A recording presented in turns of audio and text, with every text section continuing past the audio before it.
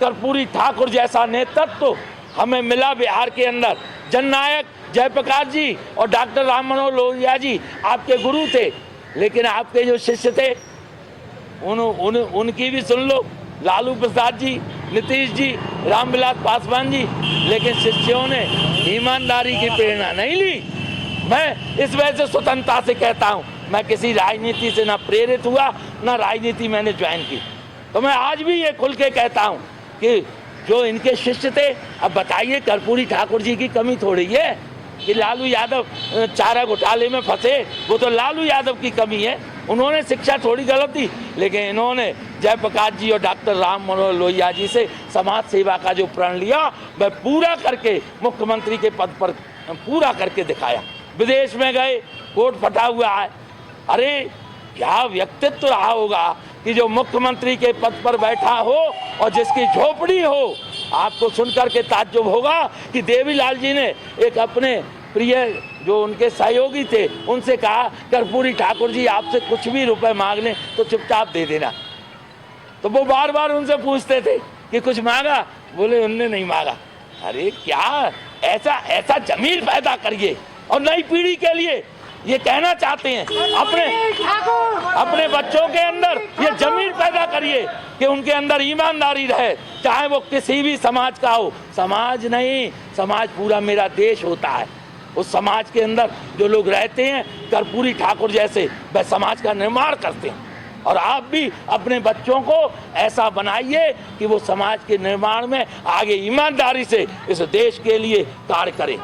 और हम महापुरुषों का नमन इसी वजह से करते हैं कि इनका त्याग और तप ऐसा प्रेरणादायी है कि मन गदगद हो जाता है। जब इनके ऊपर बोलते हैं तो हमारा सीना गर्व से भर जाता है कि हम ऐसे देश में जन्मे जहाँ ऐसे महापुरुष थे कि मुख्यमंत्री दो बार रहने के बाद, उप मुख्यमंत्री रहने के बाद, शिक्षा मंत्री रहने के बाद और कुर्ता फटा हुआ है। अरे साहब, और हम लोग तो ये सोचते हैं कि कुछ और जरा सच समर के और जाएं। ईश्वर ने मैं ईश्वर को धन्यवाद देता हूँ कि ईश्वर ने मुझे इतना सक्षम बनाया कि मैं इतना गरीब नहीं हूँ। लेकिन ये व्यक्ति ने कितना संघर्ष किया होगा, सोच करके मुझे ताज्जुब होता है। 1952 के बाद कोई चुनाव नहीं हारे।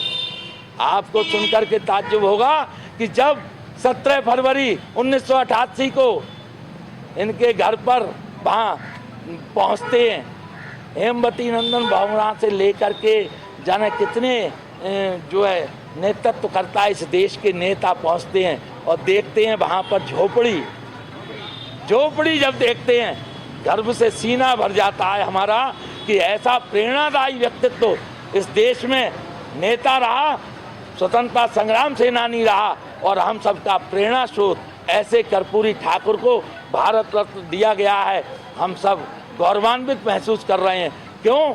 देखिए, झोपड़ी के अंदर एक मकान तक जो व्यक्ति नहीं बना पाया, जो अपने बेटे से कहता है तुम प्रलोभन में मत आ जाना।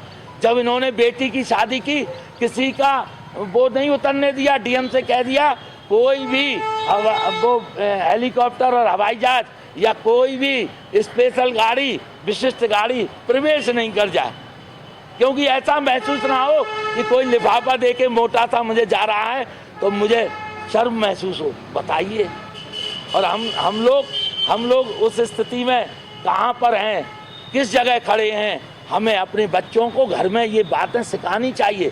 कर्पूरी ठाकुर जैसे व्यक्तित्व के बारे में, चाहे वो ब्राह्मण हो, चाहे वो क्षत्रिय हो, चाहे वो कोई भी समाज का मुस्लिम क्यों ना हो, हर एक को अपने बच्चों को ये सीख देनी चाहिए। ईमानदार बनना है तो कर्पूरी ठाकुर की तरह बनिए, समाज के लिए जिए। तो मैं ऐसे कर्पूरी ठाकुर के लिए शत नमन करते हुए अपने मुक्तक की 4 लाइनों से अपनी वाणी को विराम दूंगा कि सूर्य तो छिप गया, तेज पुंज बाकी है, काव्य के सिंधु में भावना की लहर बाकी है, और क्या हुआ तुमने ढक लिया उजेले को और दीप तो बुझ गया, किरणों का सफर बाकी है। जय हिंद, जय कर्पूरी ठाकुर।